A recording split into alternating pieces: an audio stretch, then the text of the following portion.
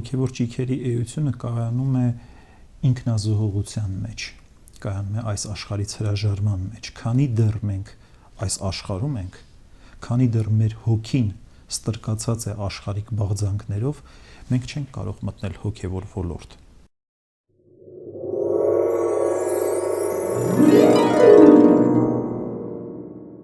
Մարդը շատ հաճախ հույսը դնում է ինքն իր վրա, իր ունեցածի վրա, իր հարստության վրա, իր դիրքի վրա, իր ապրումների վրա,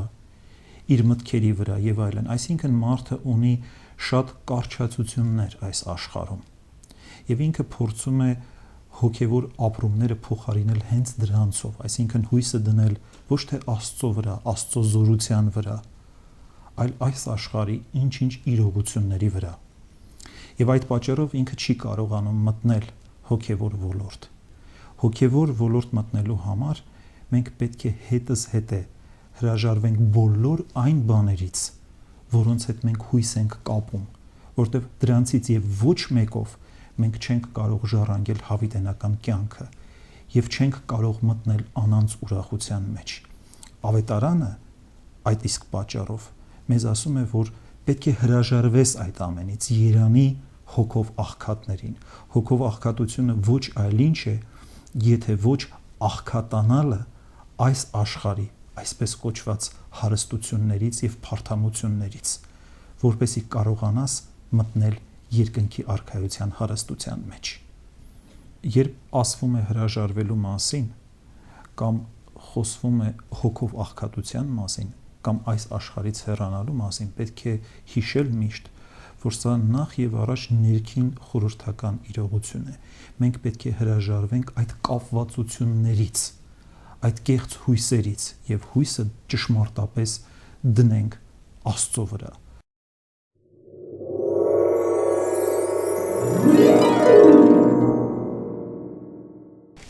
Ինչ օգուտ է մարդուն, եթե ամբողջ աշխարհը շահի եւ հոգին կորցնի, ասում է ավետարանը։ Եվ հոգին կորցնելու վտանգը չափազանց մեծ է այս աշխարհում։ Մեղքի անկման հետևանքով իշխանական հոգին, որը պետք է իշխեր ծառայական մարմնի վրա, հայտնվել է ծառայական մարմնի իշխանության տակ։ Այսինքն մարդկային կյանքի բոլոր շարժումները, բոլոր ձգտումները եւ բաղձանքները դարձել են խիստ մարմնահակ։ Մարդը չի առաջնորդվում հոգևոր օրենքներով։ Ուրեմն հոգևոր կյանքի բուն նպատակը կյանքի հոգևոր օրենքի վերականգնումն է, որը նշանակում է, որ մարդը պետք է ըստ հոգու ապրի։ Այսինքն մարդկային կյանքի բոլոր իմպուլսները եւ շարժառիթները պետք է գան մարդու հոգևոր կենտրոնից, մարդու սրտից։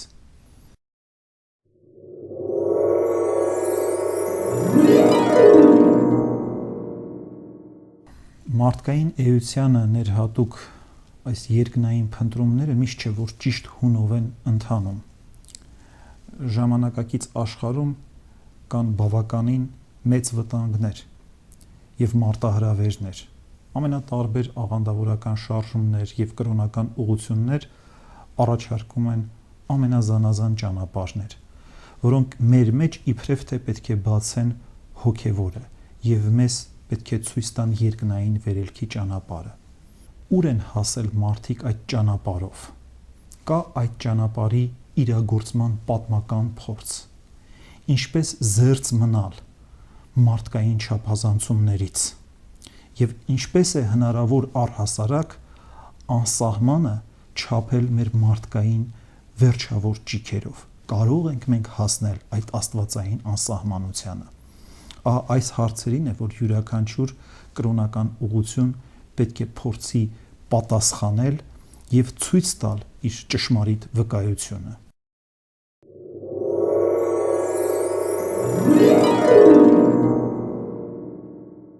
Կա մեկ շատ կարևոր առանձնահատկություն,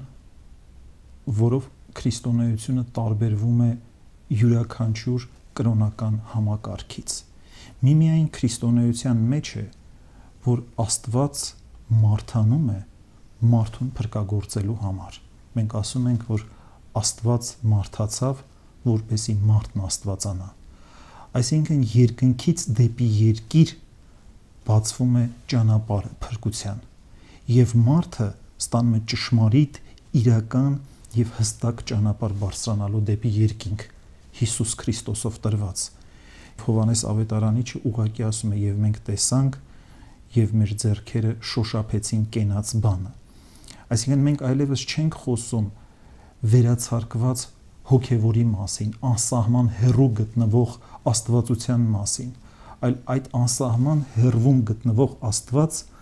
դարձել է մեզ համար անընդմիջելի մերձավոր, խիստ կոնկրետ, որոշակի եւ շոշափելի իրողություն,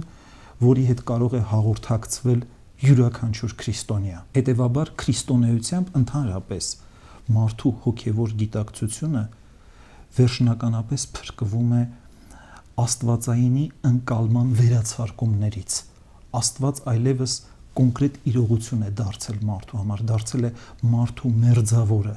դարձել է ճշմարտապես մարդ, եւ դրա համար մարդու համար հնարավոր է դարձել հոգևորի ձեռքբերումը, հոգևորը դարձել է մարդկային բնության սեփականությունը։ Ընդհանրապես, եթե մենք խոսում ենք ճանապարհի մասին, ճանապարհ հասկացողության մասին, ոչ թե պարզապես կրոնական ընդդումների մասին, ապա կարող ենք ասել, որ դա տրված է Հիսուս Քրիստոսով, եւ ինքը հենց ասում է Հիսուս Քրիստոս, որ ես եմ ճանապարհը եւ ճշմարտությունը եւ կյանքը։ Այսինքն դա Աստծուց մեզ տրված ճշմարիտ ճանապարհ է, որով մենք կարող ենք հստակ կերպով հասնել ճշմարտությանը,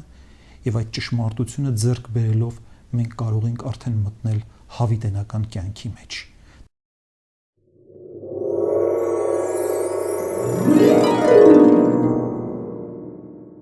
Յուրաքանչյուր կրոնական համակարգի իսկությունը ստուգվում է այդ համակարգով իրագործված պատմական փորձառությամբ։ Եվ այս առումով քրիստոնեությունը ունի հսկայածավալ հոգևոր ժառանգություն եւ փորձառություն, անգերազանցելի փորձառություն, որով մարդիկ դարեր շարունակ հաղթահարել են այդ երկրից դեպի երկինք ձգվող հոգևոր ճանապարհը։ Եվ յուրաքանչյուր մարդ կարող է իր ներքին փորձառությունը համեմատության մեջ դնել եկեղեցու ընդհանրական փորձառության հետ, տեսնելու համար ճիշտ է արդյոք ինքը ընթանում, չի շեղվել։ Եվ այս համեմատության ժամանակ շատ կարևոր է ոչ միայն սեփական փորձառության пассив համեմատությունը, այլ առավել կարևոր հանգամանքը այն է, որ այդ փորձառության ժամանակ մենք դիմում ենք այդ փորձառությունը իրագործած, այդ հոգևոր սխրանքները իրագործած սուրբերի բարեխոսությանը եւ ստանում նրանց երկնավոր բարեխոսությունը եւ օժանդակությունը։ Այս առումով քրիստոնեությունը եզակի ճանապարհ է, եւ երբ խոսում ենք այդ ճանապարհի մասին, մենք նկատի չունենք աղանդավորական զանազան եւ բազմապիսի խեղաթյուրումները, այլ նկատի ունենք ուղղափառ ճանապարհը, որը հաստատված է մեր Տեր Հիսուս Քրիստոսի սուրբ մարդեղությամբ եւ կենթանի առաքելական հաջորդականությամբ։ Նկատի ունենք այն, ինչ ուսուցանում է հայ առաքելական ուղղափառ սուրբ եկեղեցին եւ ինչը ավանդված է նրա կենթանի վկայությամբ դարեր շարունակ։